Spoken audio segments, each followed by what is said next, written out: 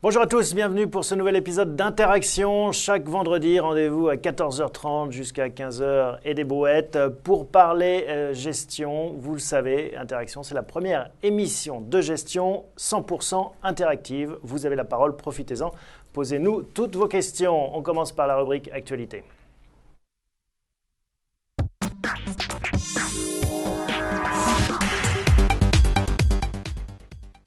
Alors, une actualité qui est riche, je dis ça chaque semaine, c'est pas très original, Uber.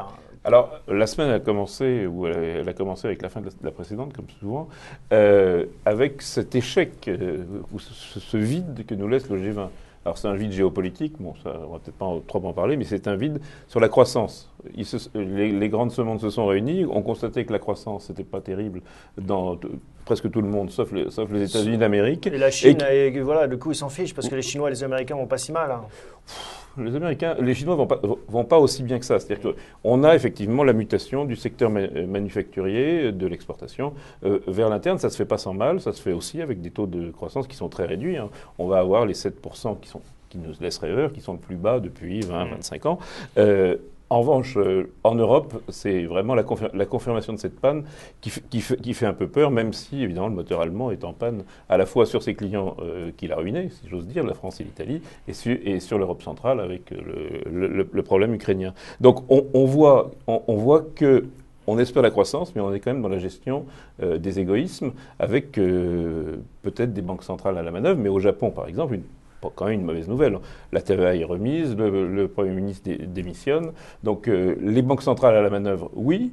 En Europe, on commence à évoquer de plus en plus des mesures non conventionnelles plus agressives. Mais donc le G20, panne de croissance. Et pourtant, ça monte.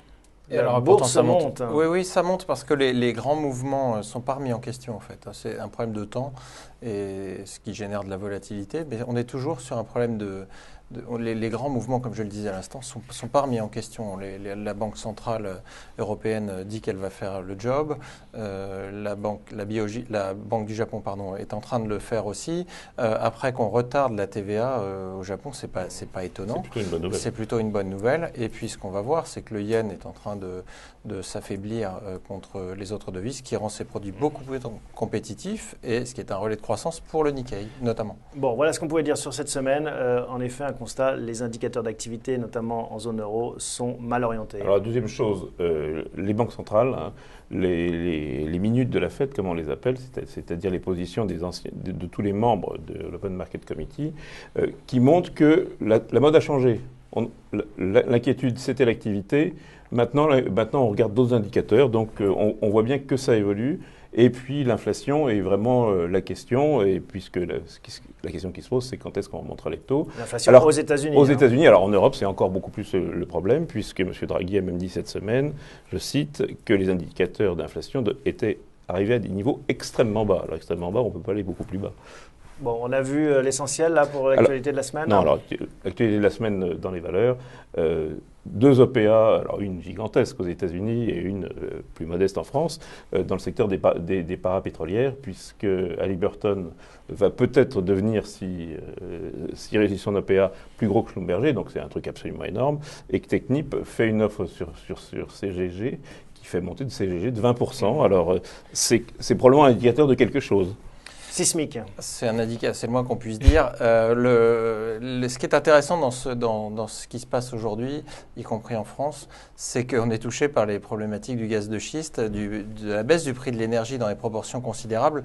Et donc tous ceux dont l'activité est corrélée à ce prix-là et qui notamment vendent cela, ça devient moins intéressant. Ils sont donc obligés de se rapprocher. Ils sont en mode défensif, là, tous. CGG a peut-être refusé l'offre de Technip. Je ne pense pas que ça dure très longtemps, à vrai dire. CGG, oui, le management a refusé l'offre, mais le capital est explosé. Alors aux États-Unis, c'est un peu plus discuté, mais c'est quand même des montants qui sont considérables. Bon, en effet, ça fait partie des grosses thématiques que vous aimez bien, la baisse durable du prix des hydrocarbures. On en reparle pendant cette émission ou pendant les suivantes. On va passer tout de suite à notre partie tableau de bord.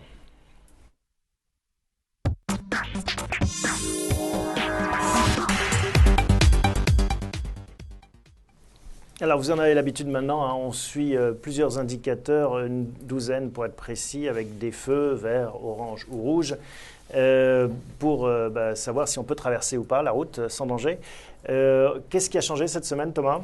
Ce qui a changé, c'est que rien n'a changé. On n'a pas bougé d'une semaine sur l'autre sur nos indicateurs, ce qui est intéressant. Il y a une stabilité qui commence à s'inscrire, moins de volatilité, plus de lisibilité dans les indicateurs et probablement un mouvement à venir sur un indicateur particulier qui est l'indicateur microéconomique, qui est donc celui qu'on a choisi. Alors vous avez choisi en effet de parler de l'indicateur microéconomique, un feu orange, on va le voir s'afficher, cet indicateur. Alors pourquoi il est intéressant ? Qu'est-ce qu'il veut dire déjà ? Alors l'indicateur, c'est un ratio qui compare le nombre d'analyses à 3 mois et puis les révisions à la hausse ou à la baisse, et suivant qu'il est positif sur ou les négatif. valeurs, hein, sur les actions, les discours sur des les entreprises. Titres. Exactement, discours des entreprises, révision à la hausse des perspectives par les analystes, eu égard au discours et ou aux chiffres publiés. Et ce qui est intéressant ici, c'est qu'on voit qu'on est toujours en dessous du niveau de 1, mais qu'on a une tendance qui est en train de s'améliorer. Et elle va s'améliorer probablement avec une accélération qui sera due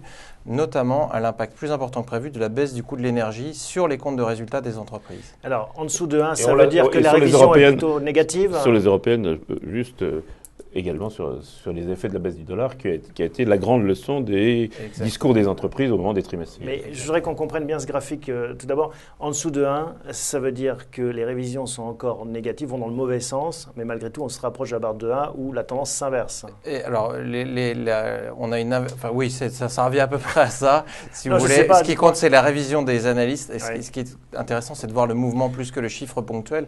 Et ce mouvement se redresse largement et a priori, effectivement, sur les valeurs européennes, on devrait bénéficier de la baisse de l'euro et dans le même temps de la baisse du prix des matières premières, double effet de levier sur cet indicateur qui, je le rappelle, est microéconomique. Intéressant, c'est les résultats des entreprises. Bon, donc ça veut dire que c'est un indicateur qui va dans le bon sens, qui reste orange malgré tout parce qu'on est sous cette barre du 1. Exactement. On va passer à un autre graphique, celui qui concerne le yen. Le yen... En effet. Alors, le yen qu'on va voir. Pourquoi est-ce qu'on parle du yen ? Pourquoi on s'intéresse au yen ? On s'intéresse au yen parce qu'on parle toujours et régulièrement de la déflation dans l'économie européenne, le risque de déflation.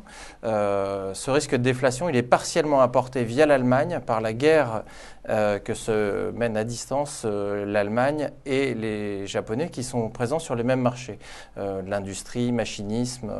Alors c'est assez intéressant. Sur le graphique que vous voyez là, c'est un graphique qui date de 1971, depuis 1971 à nos jours.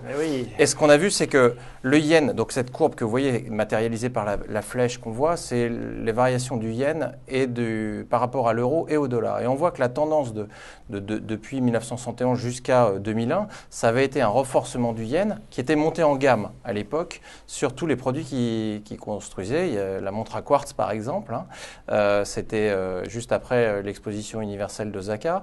Donc pour vous donner un ordre d'idée, c'est la façon dont le Japon s'est imposé au monde à l'époque où on ne jurait que par le Japon avec un Nikkei qui avait grimpé dans des proportions importantes. Et puis ce qu'on voit, c'est que depuis 2001, alors c'est le deuxième graphique, on va zoomer sur cette deuxième période. Graphique, voilà, on va zoomer sur la période 2001 à nos jours. Et juste un mot paradoxalement, hein, la courbe qui descend, c'est-à-dire que le yen se renforce. Voilà. C'est pas toujours très lisible. Exactement. C'est la valeur du yen contre l'euro. Voilà, quand ça descend, il faut moins de yen pour acheter un euro. Et donc là, depuis 2001, donc ça monte, ça veut dire que le yen se déprécie. Exactement. Et donc là, ce qu'on constate, c'est qu'en 2001, je rappelle que les Japonais avaient beaucoup d'épargne qu'ils ont logé soit aux États-Unis, soit dans leur propre économie. On était dans une époque où il y avait beaucoup de dettes publiques. On est passé d'une dette publique qui est passée de 100% à 200% du PIB, je vous le rappelle. Aujourd'hui, on est à ces niveaux-là. Comment ça a été fait ? Avec l'épargne des Japonais, c'est d'ailleurs ce que disaient les Japonais depuis toujours, ce qui présentait pas de risque. Est-ce que ça a des conséquences sur notre portefeuille ? Ça semble lointain, le yen. Alors, ça a des conséquences sur nos valeurs exportatrices, par exemple. Ça a des conséquences pour les exportatrices d'une part et pour les industriels d'autre part. Et où en même temps, puisqu'on peut être exportateur et industriel. Et allemand, surtout. C'est surtout les Allemands qui sont au front. On n'en a pas beaucoup des exportateurs industriels allemands. Il y a quand même des automobiles. L'automobile, c'est très important quand même. Le yen joue un vrai grand rôle. On a Airbus qui est touché également par un tel mouvement. Surtout à un moment où les Chinois envisagent, et je ne parle pas des Japonais, mais à dessein des Chinois, envisagent de construire eux-mêmes leurs avions. Très bien. Du coup, la météo, on reste en mode 3, hein, sans Voilà. surprise.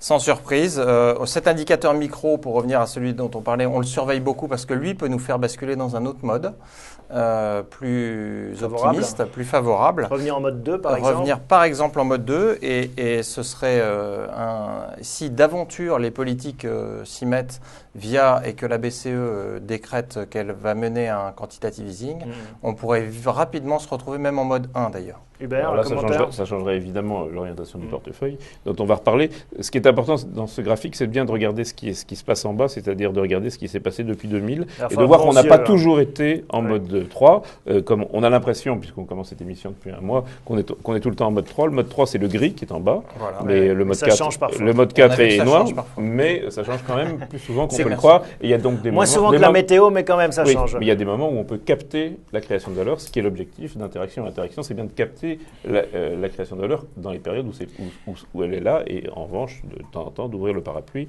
quand et là, on est le nuage commence à arriver. En mode parapluie, en mode défensif, comme on dit dans le jargon boursier. Voilà, troisième séquence, la séquence performance.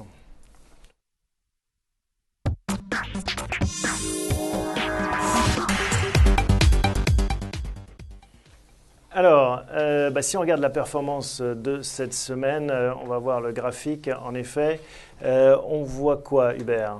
Donc, depuis la semaine, sur cette semaine, on fait... Oui, vas-y d'abord. Je vais vous donner la performance de la semaine. C'est 2,19% pour Interaction, contre 1,71 au CAC dividende réinvesti. Alors, attendez, juste qu'on précise, la performance, c'est du vendredi 11h au vendredi 11h. Hein, c'est la séquence de référence. Là, en l'occurrence, c'est du lundi matin, du jeudi soir.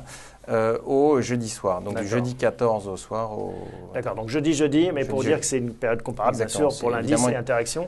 Donc, belle performance cette semaine. Voilà, intéressant parce qu'elle est tirée par les valeurs semi-cycliques, donc un retour en grâce de tout ce qu'on appelle value dans notre jargon, des valeurs plutôt décotées qui sont en train d'enregistrer que ça va un peu mieux malgré tout. Notamment en matière de croissance mondiale et dans les pays tels que la zone Asie par exemple, donc c'est plutôt bon signe. Et puis les financières qui se sont bien reprises cette semaine après une douche froide de la semaine dernière, c'est Paul qui vous avait commenté ça. Absolument. Ça nous avait coûté vous l'envoyez quand ça baisse en fait.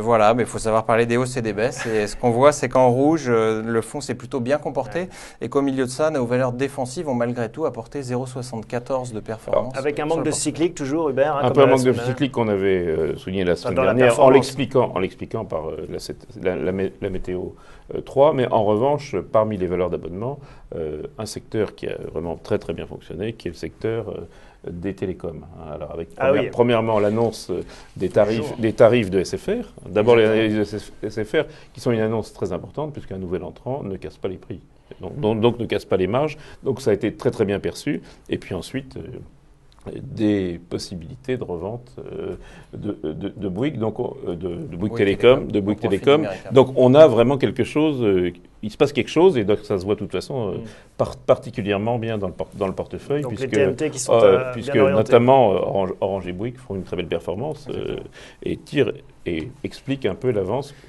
expliquent pour une part l'avance que nous avons par rapport au CAC 40. C'est vous qui prenez de l'avance, on va passer tout de suite aux performances puisque vous rangez votre frein.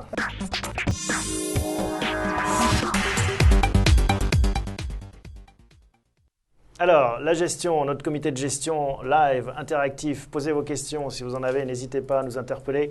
En effet, restons sur le secteur télécom. Dans ce portefeuille, on en a un. Oui, on en a. Et puis sur la semaine, c'est le meilleur contributeur à notre performance. Je l'ai dit un peu vite. Oui, mais c'est pas grave, on va en parler quand même, puisque ça nous a rapporté le fait d'être très pondéré en Orange d'une part, en Bouygues et d'autre part, ça nous rapporte 0,27 et 0,19. Alors on regarde le portefeuille. Voilà, dans les trois premières lignes, vous retrouvez Orange, Altran, qui s'est repris après une chute vertigineuse, qui a repris 7 des 12% qu'elle avait perdu. Comme ce n'est pas la même base, ça fait toujours un petit peu plus mal. Un peu de Bouygues et du Capgemini, qui est en train de connaître un très beau parcours depuis que nous l'avons rentré en portefeuille.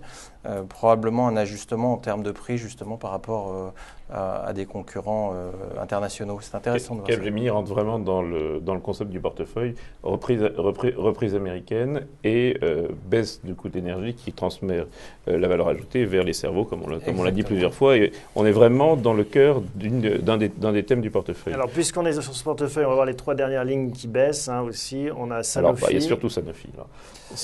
Neopost et Airbus. Sanofi, c'est un vrai sujet, puisqu'on a viré le président il y a 3 semaines. Voilà. Et maintenant, on sait pourquoi, non? Maintenant, on sait pourquoi. Pourquoi?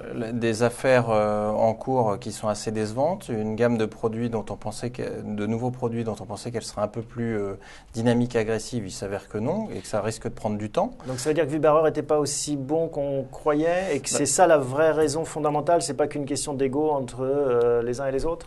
Alors il y a toujours un peu d'ego sur les entreprises françaises, mais là j'ai l'impression qu'on découvre les résultats à mesure qu'on avance. Et cette semaine, ça a été assez riche en l'occurrence. On voit une concurrence sur le diabète à laquelle on ne s'attendait pas. Donc les révisions, pour le coup, d'objectifs de cours des analystes sont assez violentes sur Sanofi. Et quand, évidemment, ce titre pèse aussi lourd, soit dans le CAC 40, mais dans notre portefeuille, ça a un impact. On le mesure ici, puisque le titre a perdu 1,43, il a un impact négatif de 0,06%.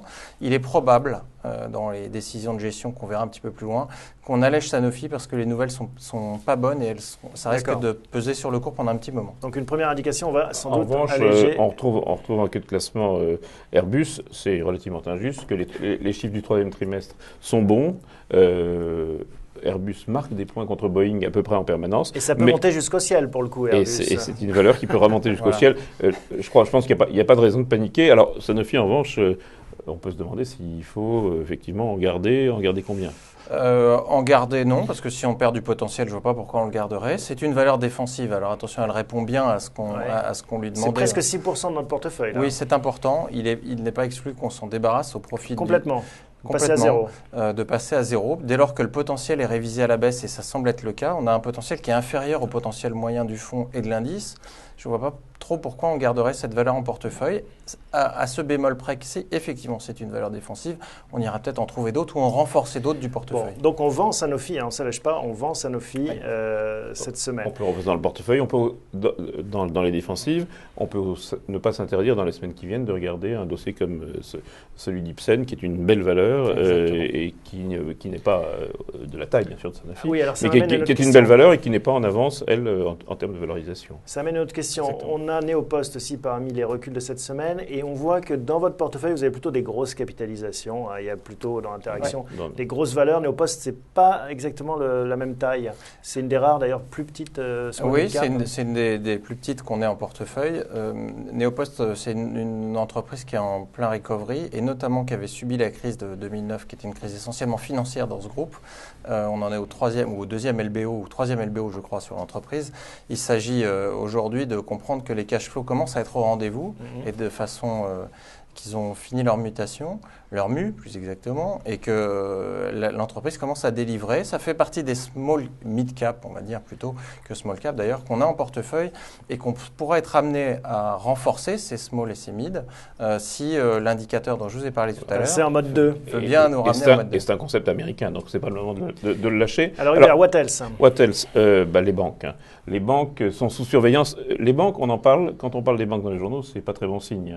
Alors on a les patrons de la BNP qui sont accrochés par l'AMF, on a une grosse contestation en Belgique pour HSBC, la banque de Bilbao, BBVA, fait une augmentation de capital. C'est jamais trop bon quand les banques, quand on en parle, et on a l'impression, et le Crédit Agricole a communiqué cette semaine, on a l'impression qu'il n'y a pas de grand risque, mais l'impulsion et le catalyseur, comme dit Thomas, est pas souvent là. Alors on a des valeurs qui se négocient entre 80% et 110% ou 120% de leur actif net. Vous voudriez alléger un peu nos valeurs bancaires ou tourner, se poser des questions en tout cas sur l'ensemble du secteur, qui est un secteur, encore une fois, pas trop de risques, mais pas trop de potentiel, ou en tout cas le potentiel va avoir du mal à s'exprimer, c'est l'impression qu'on a. moi, j'aime bien Natixis, qu'on peut aussi essayer de regarder dans les semaines qui viennent. D'accord, alors vous connaissez la règle du jeu, hein, Hubert propose, c'est Thomas qui dispose, c'est sa responsabilité de gérant. Voilà. Alors, en l'occurrence, on a fait un arbitrage au sein des financières. On continuera probablement de le faire en renforçant Allianz. Il est sur les bancaires. Donc ça, on l'a fait la semaine dernière. Ça, on l'a fait la semaine dernière. Cette semaine, on ne touche à rien là-dessus sur Allianz? Sur les financières, sur Allianz, non, pour l'instant, on ne touche à rien. On regarde ce qui se passe. On a eu des bonnes surprises sur AXA cette semaine, qui est légèrement contributrice à la hausse. On a quand même 5%, ce n'est pas négligeable. En revanche, sur les bancaires risquent d'être, si on passe dans le mode que je décrivais tout à l'heure, dans un mode plus agressif, on allégera les bancaires en relatif, parce que les bancaires, elles vont d'un côté être toujours satisfaisantes en termes de résultats et toujours décevantes en termes de bilan. C'est-à-dire qu'on peut afficher une décote, comme on le disait là, de 0,8, c'est-à-dire l'actif net, un actif net en dessous de sa valeur, une cotation en dessous de son actif net. Mais si l'actif net est faussé par un certain nombre soit d'amendes, soit de valeurs mal appréciées dans les bilans, on va toujours avoir cette décote. Donc nous, on est extrêmement vigilants là-dessus. On croit au dossier Crédit Agricole parce que c'est le plus local, c'est celui qui est le moins exposé aux produits complexes, et on est revenu aux fondamentaux. Probablement qu'il va falloir être un petit peu patient pour que ça délivre. Donc, on touche pas comme dit, décote et pas momentum. En revanche, juste pour compléter sur les assurances, on a eu une publication de Generali, donc le troisième grand européen, qui est bonne. Donc ça confirme la bonne tendance de ce secteur, et on a dans lequel on a Allianz et AXA. Exactement. Ok, on ne touche pas aux financières. Hubert, d'autres idées, d'autres pistes?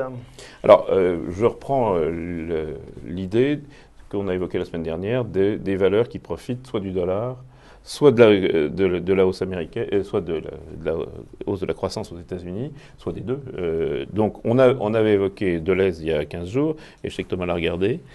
Oui, j'ai regardé Deleuze. Oui, on avait parlé de Deleuze. Alors, Deleuze, c'est un groupe belge, oui, de distribution, c'est le de Carrefour belge. de distribution, notamment essentiellement aux États-Unis. Voilà. Alors, ce qui est intéressant, c'est de savoir si, quand on veut profiter de la hausse, il y a deux vecteurs de croissance pour Deleuze aux États-Unis, la croissance de la consommation, qui semble être de retour, et l'effet dollar.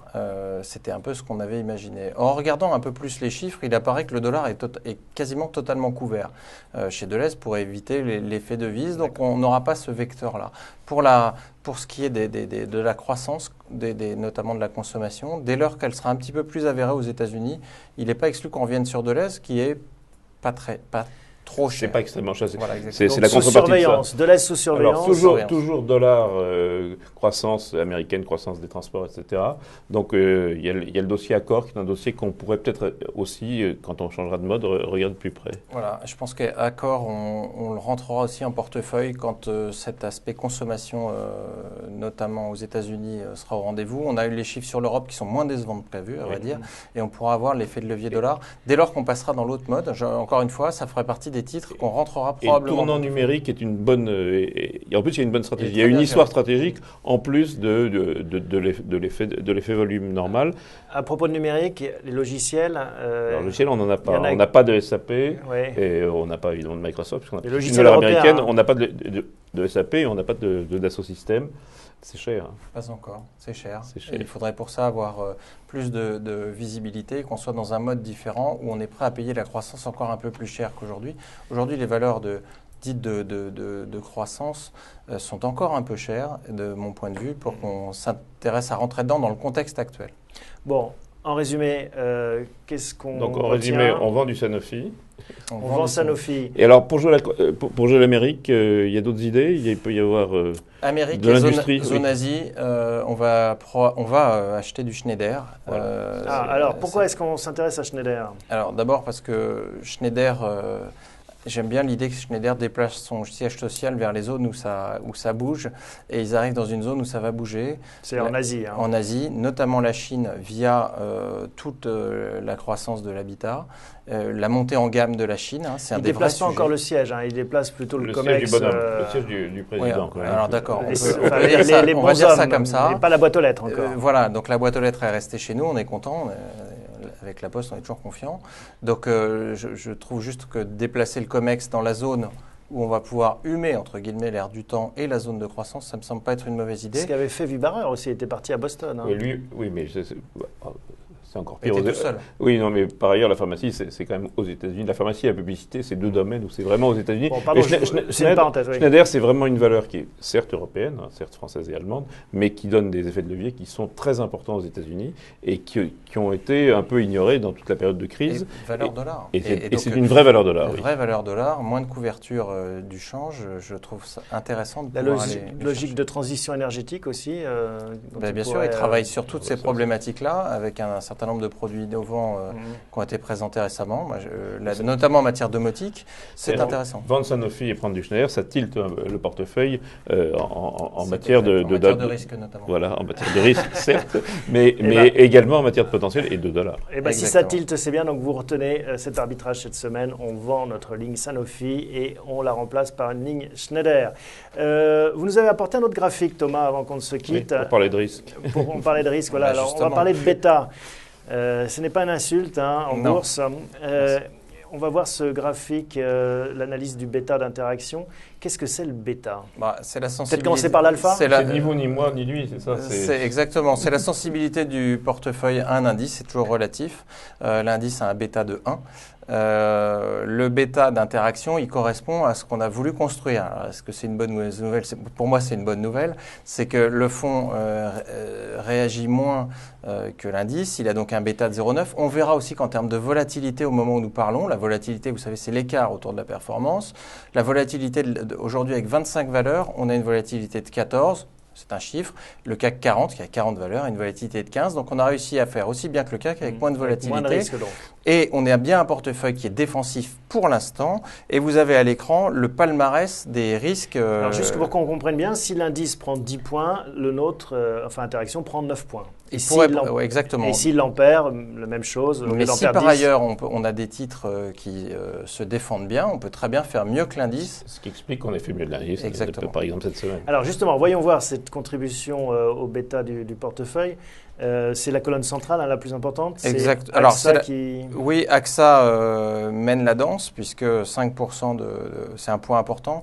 C'est un bêta de 1,41, donc AXA surréagit. C'est 3 années de difficultés financières et de manque de visibilité. Ça se traduit par pas mal de volatilité. Vous voyez que le Crédit Agricole a un bêta qui est encore supérieur, 1,65. Donc vous avez ici tous les contributeurs et puis tous ceux qui sont en dessous de 1.